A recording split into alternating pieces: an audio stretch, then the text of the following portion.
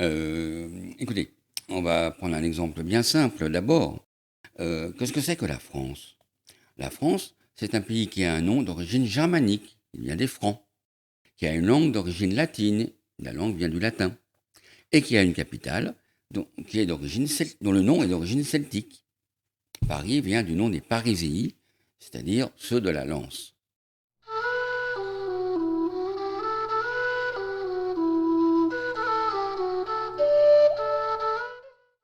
Bien sûr, Paris n'est qu'un exemple, il y en a une infinité.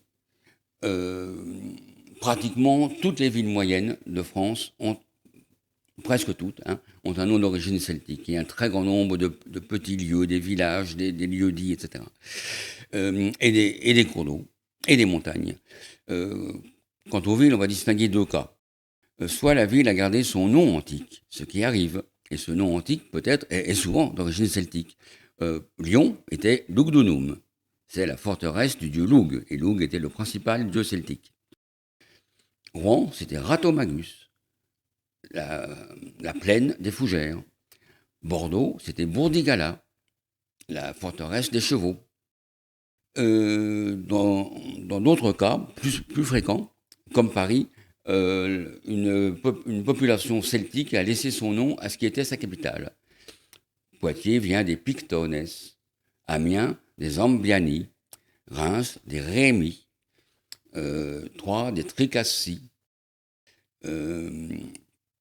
Bourges des Biturigues, Osque des Aouski, Sainte des Santones, Rennes des Redones.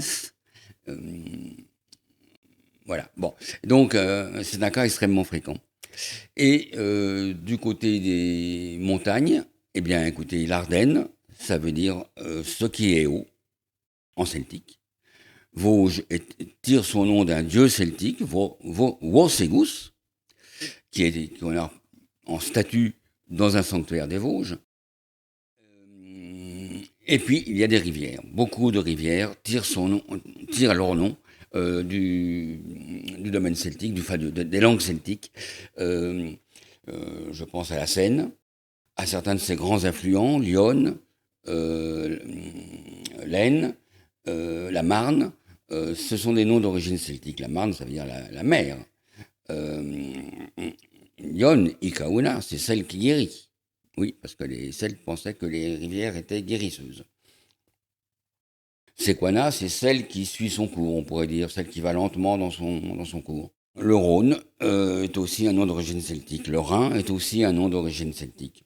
Et pour que les Celtes aient pu donner des noms à une toponymie et que cette toponymie ait pu rester, elle n'ait pas été remplacée par d'autres, il faut qu'ils aient été là depuis très longtemps. En fait, contrairement à ce qui apparaît souvent dans des musées ou dans certains livres, les Celtes ne sont pas arrivés du tout vers 400 avant Jésus-Christ, c'est-à-dire 150 ans avant la conquête romaine, qui est vers 50. Ils sont arrivés vers 1700 avant Jésus-Christ, dans le bassin parisien. C'est-à-dire des millénaires, enfin un millénaire et demi avant ce qu'on dit d'habitude. C'est alors qu'il y a la civilisation des tumulus, auquel succède la civilisation des champs d'urnes, puis la civilisation de Hallstatt, puis la civilisation de l'Athènes, et toutes ces civilisations parlaient des langues celtiques. En fait, c'est la même culture qui évolue et qui reçoit des noms différents. Il faut dire que beaucoup d'autres rivières ont des noms conservés qui sont pré-celtiques. Donc les Celtes n'ont pas tout renouvelé. La Loire, la Garonne, la Dordogne ont des noms d'origine pré-celtique. Mais je disais que une importante toponymie existe en France concernant les rivières, et ça c'est tout à fait notable, et c'est à signaler, même si beaucoup d'historiens ne s'en occupent pas.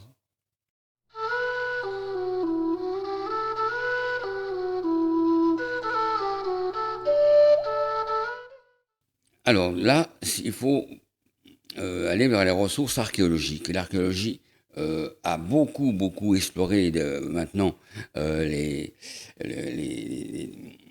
temps celtiques, comme l'a exploré aussi les temps antérieurs, bien sûr.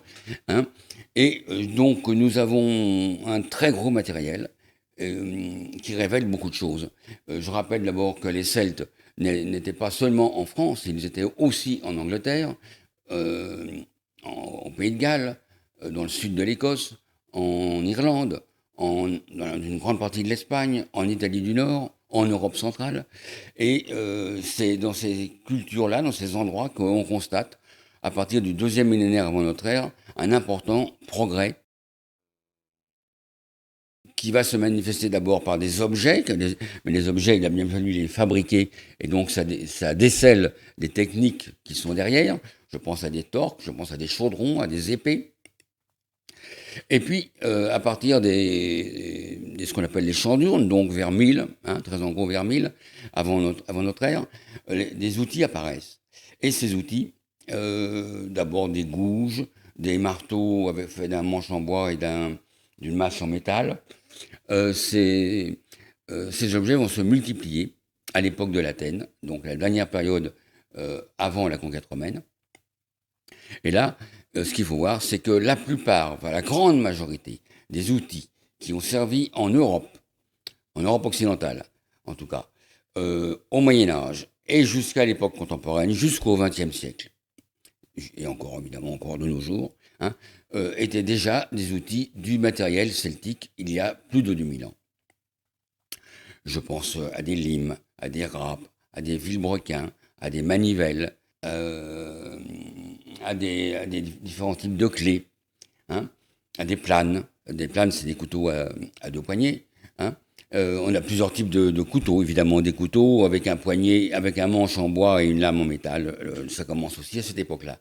Donc voilà. Donc pour le travail du bois, pour le travail de l'or, pour le travail de la peau, pour le travail des tonneaux, pour le travail du cuir, tout ça, les outils que nous avons utilisés dans notre civilisation étaient déjà présents antérieurement dans les civilisations archéologiques, connues par l'archéologie, d'origine celtique.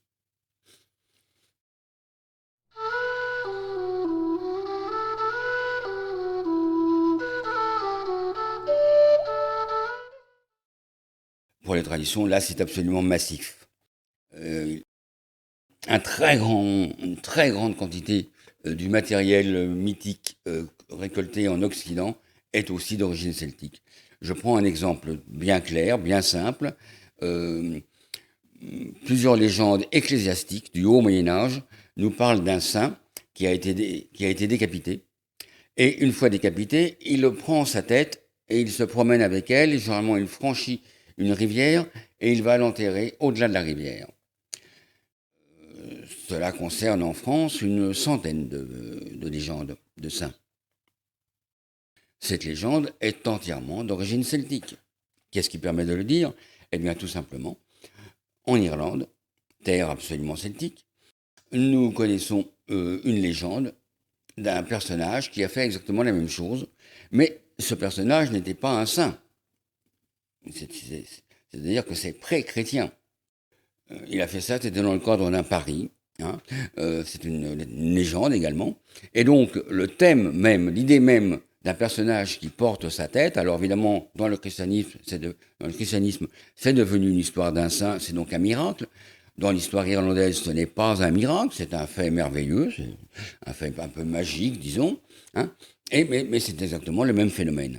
Voilà. Et donc, ce type de récupération de légendes d'origine celtique par l'Église est extrêmement fréquent.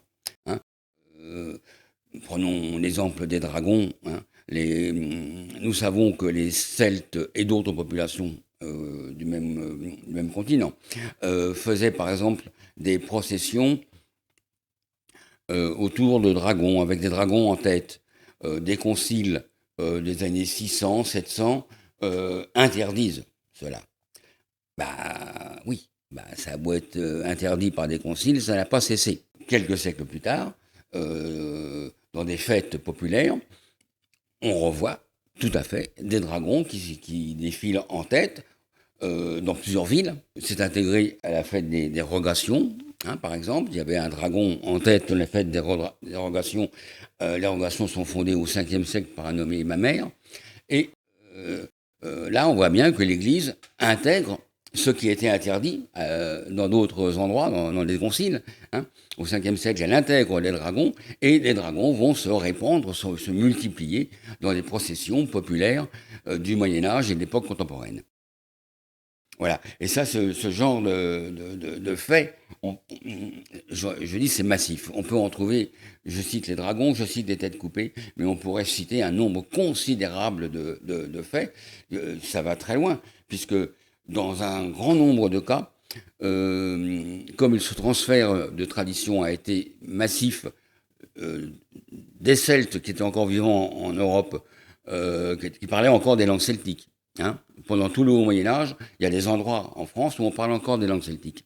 On le voit par la participation d'éléments celtiques aux Français. Beaucoup de mots français sont d'origine celtique.